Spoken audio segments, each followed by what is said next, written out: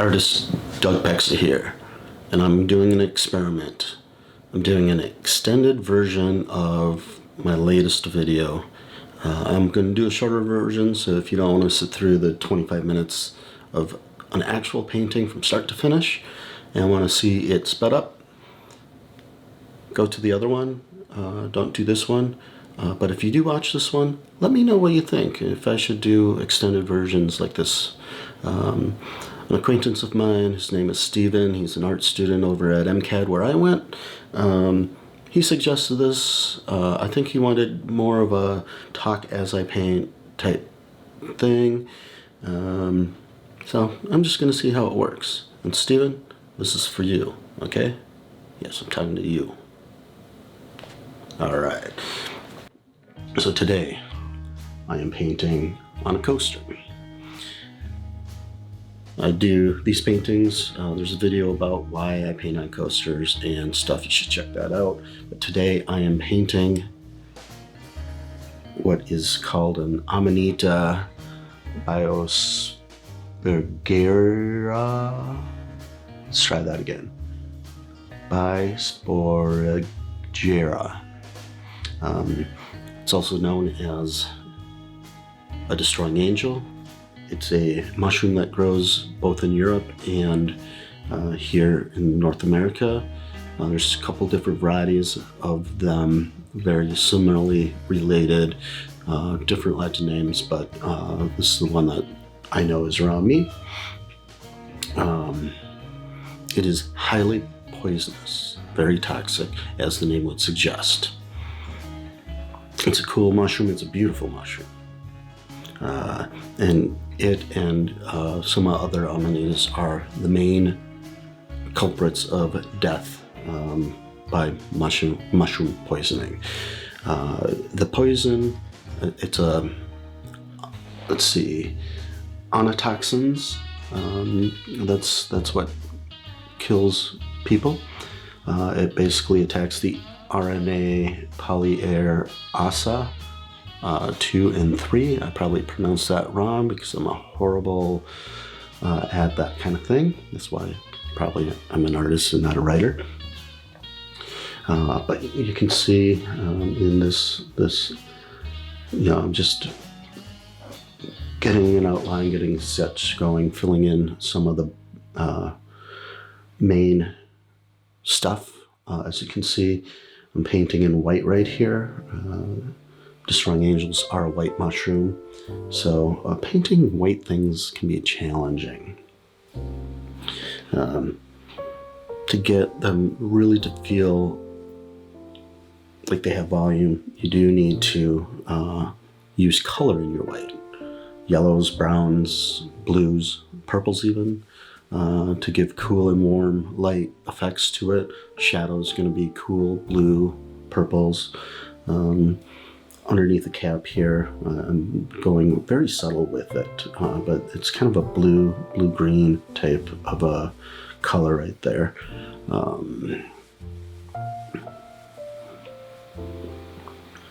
This mushroom, anybody who forages should know this mushroom and some of the other ones that are in the same family, so you don't accidentally kill yourself or somebody else.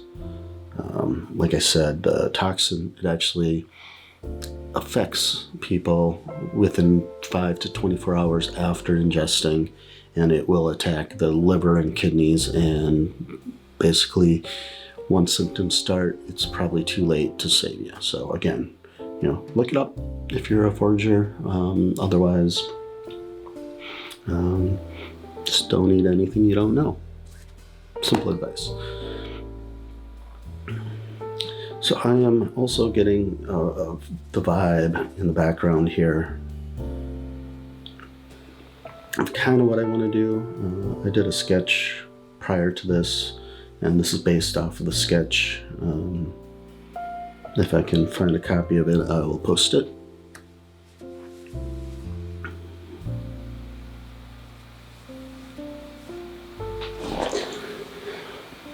I'm trying to just build the stem, the form, a little bit more based off my sketch. It's actually also based off of a photograph that I took too. So I do talk about visual libraries in another video. You can check it out if you feel like it. That one's more of a travel video with talking about making sure you take your camera with you whenever you travel, so you can improve your visual library. The background was pre-painted. I like to paint on a surface that's been already painted. It definitely helps with informing different things, and then I go back over. It actually also helps with the absorption of the paint, especially on something like this, because even gesso can absorb paint. But I like to work from a ground when I typically start a painting.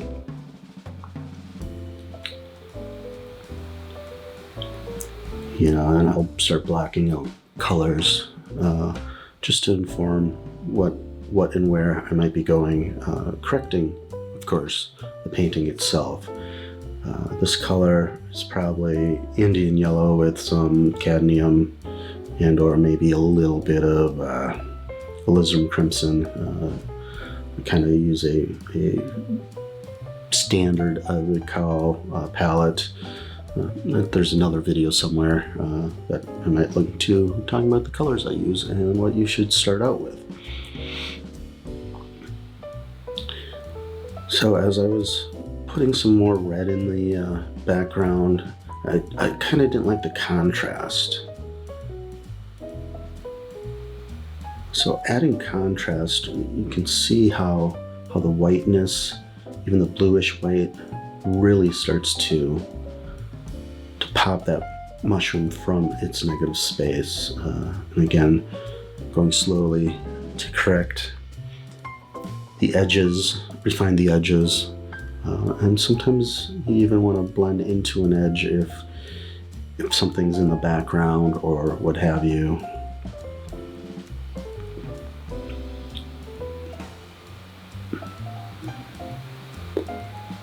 I kind of wanted it not to be completely dark in the background.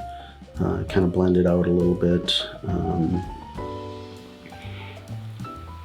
And you'll notice I turn the painting around a lot just to help me visualize and get some of those edges to where I am, especially when I'm not painting on the easel, a bigger painting. It's harder to do, but I will also paint turning a painting, upside down, around, just to see it in a new perspective. And it's sometimes easier to do certain shapes when it's on its side. But pro tip, turning the painting upside down and looking at it, you can see all your errors. Yeah, even though the mushroom is white, I kind of wanted some brightness up top. So first layer, doing Indian yellow again. You might hear Bella in the background here. She wants some loves. We just got a puppy, so she's looking for some loves. And what better time than voiceover time for loves? But you can see I'm just kind of scatting over the background so I can see some of that red in the background as I paint. It might not be obvious all the time to the viewer, but it informs.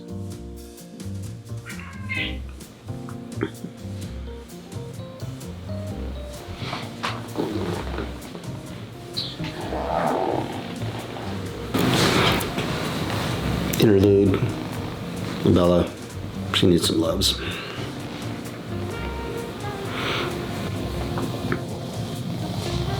Yeah, just filling out the background.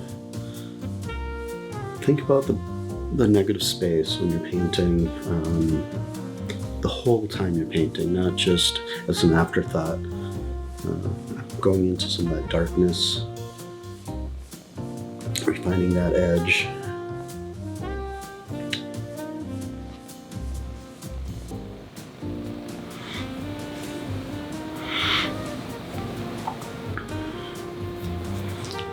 Clean the brush off, but you don't always have to clean the brush perfectly, because that will inform color choices, especially if it's similar colors. Even if you're darkening it, that yellow can get into there, helping kind of pull out some greens from, I'm assuming I'm using blue here. Again, painted this in November, so I don't remember exactly what I was doing.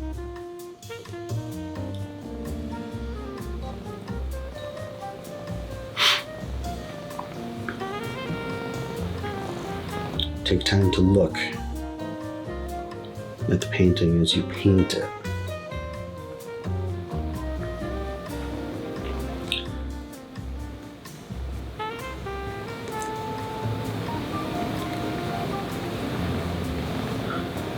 There is a technical painterly term for what I'm doing here. It's just kind of scatting color over and over colors. It's kind of a very dry brush. I wanted to kind of pull in kind of a foresty vibe, greens and the like.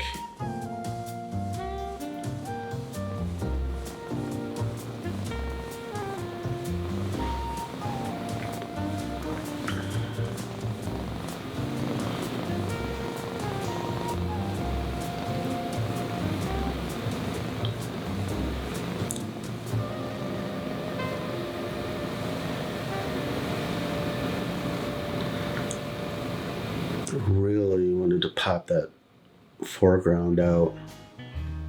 And yes, I'm again probably using Indian yellow, some crimsony color. I'm trying to, the base of the mushroom itself, it forms out of what's called an egg. And I'm trying to get that more rounded, and it's slightly in the shadows. Be going back into it, but I'm using the brush strokes to help lead the eye, cover up some of that green, bring back out some of that yellow. It's all about refining, building layers.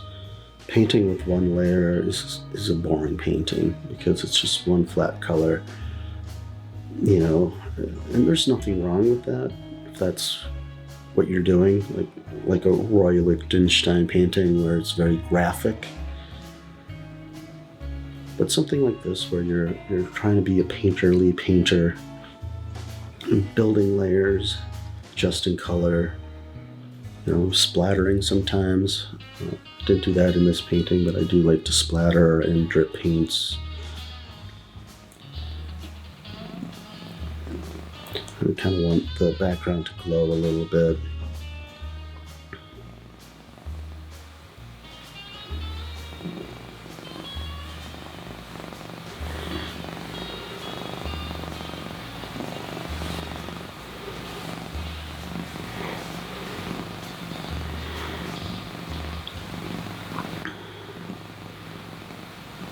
Again, defining the mushroom by pushing the underside a little darker in the negative space, going towards that kind of earthy orange color that I have in the ground.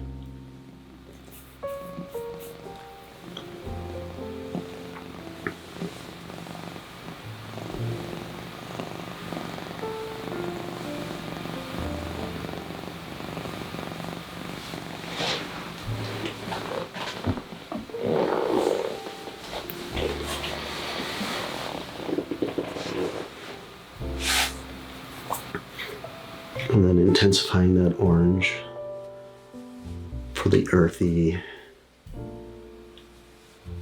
earthiness. And oh, what am I doing now?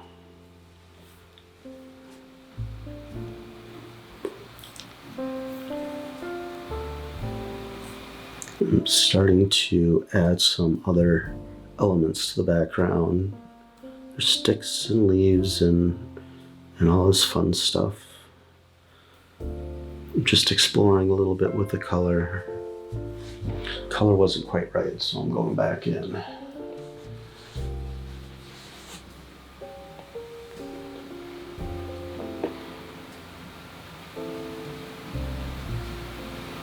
Blades of dried grass, picking up some of that kind of green color along with it, orange, just adding texture.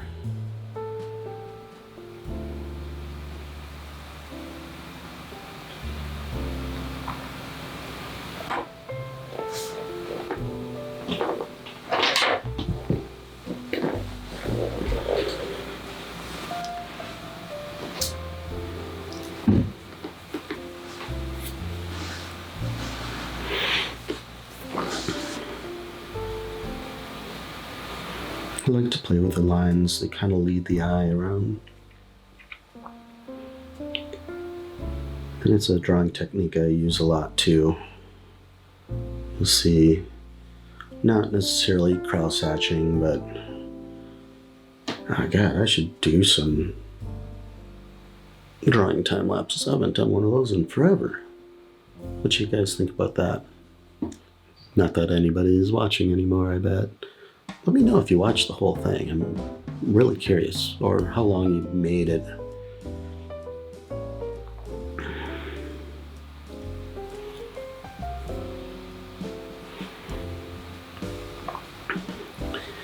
Now those lines, kind of that grassy stick vibe, you can see how much that's pushing that green back, kind of like the radial blur of a DSLR camera.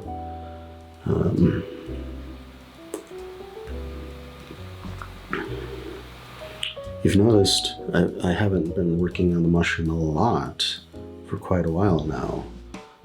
That'll change. Need to do highlights and others.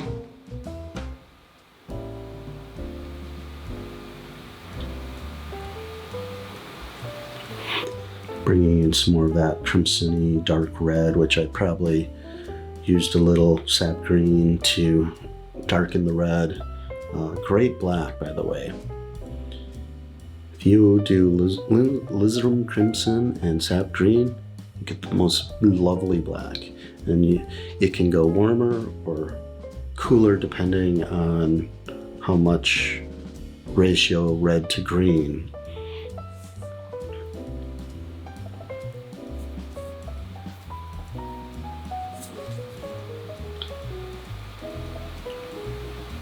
Clean up the brush.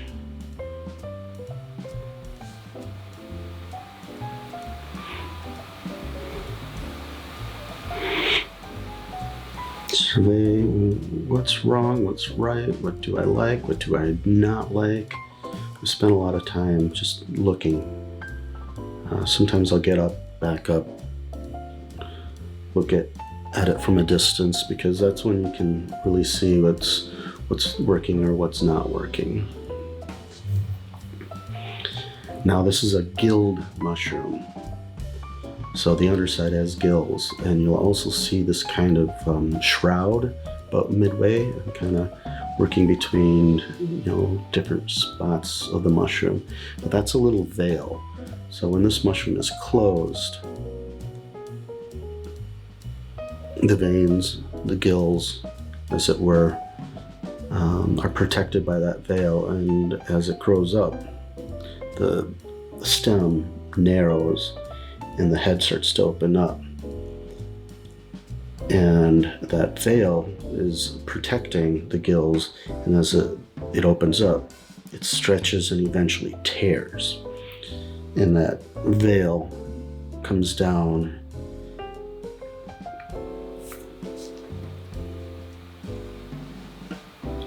and adds that nice little weird little thing. So right here, I'm just hoping that underside look still white, but it's cool white. It's a blue.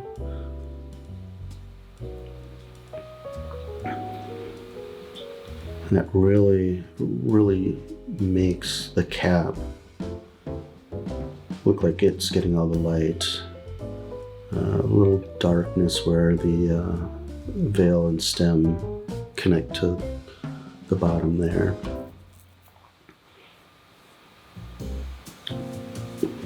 And using that same blue to help give the mushroom stem and that veil a 3D vibe to it.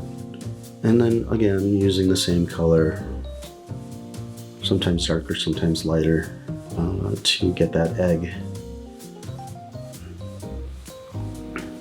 more round.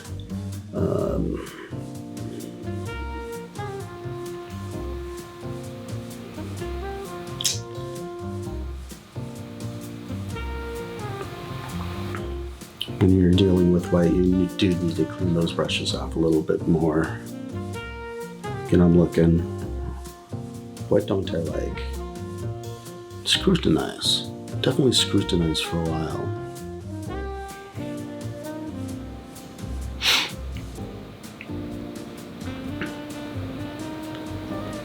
So now to make the highlights, you add a little yellow. I use cadmium yellow light. Another good one would be lemon yellow, or there's this beautiful yellow, and I can't think of the name right off the top of my head. It's a very, very light yellow. I think I might be in the market for that because I want to experiment with that. Trying to broaden some of my colors out. Old video is about ending in yellow. You should check that out if you like to see what colors can do. It was a limited palette type of painting where that was the only yellow brown I used. It was on a leaf. It was pretty cool.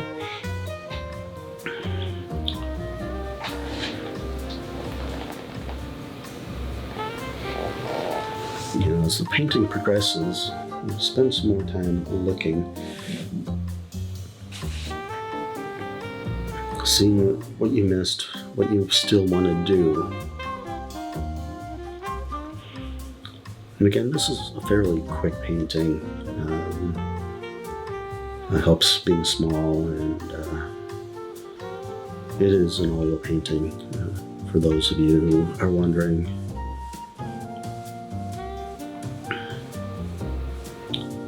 Go back. Highlights weren't quite there. I really wanted it white because that's how they glow in the woods. If you ever seen one of these things, they just glow and they're very beautiful.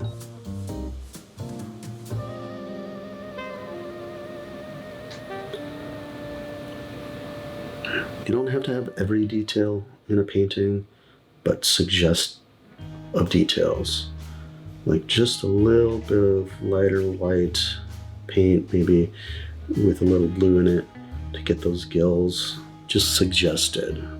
The suggestion goes a long way.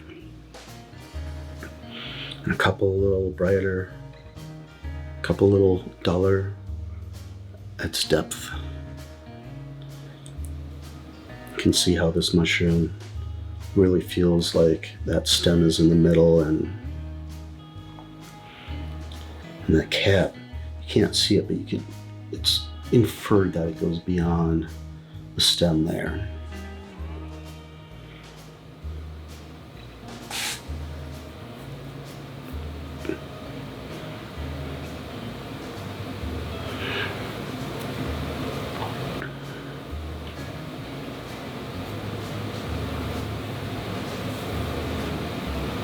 Little bips and bobs, little detail.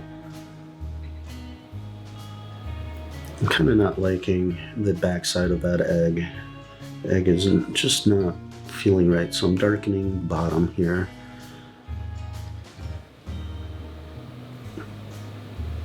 The egg is round, but it's sitting in the soil.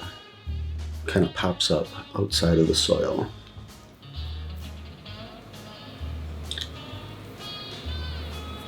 And it goes around the backside. I'm putting a little bit of that same color, the dark color, the shadow, into the background as kind of accent. Leads the eye, bounces the eye around.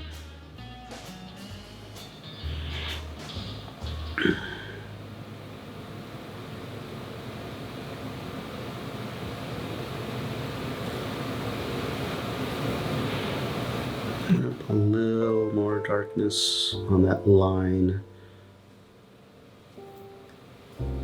where the gills meet the end of the cap, the stem underneath the veil and the egg. Using the same color helps color harmony. Gotta talk about color.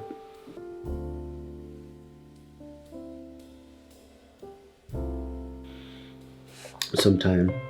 There it is. On the coaster. When you're done, sign it. I hope you enjoyed this full-on mushroom painting from start to finish. Destroying Angel. Don't eat them.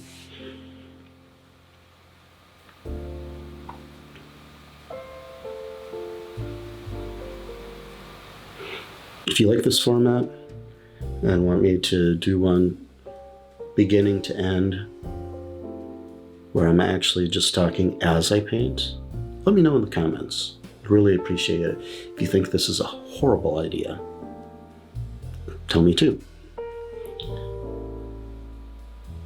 And I'll have the speeded up version, less commentary out there also. So that's your jam. Watch that too. Here's the final painting.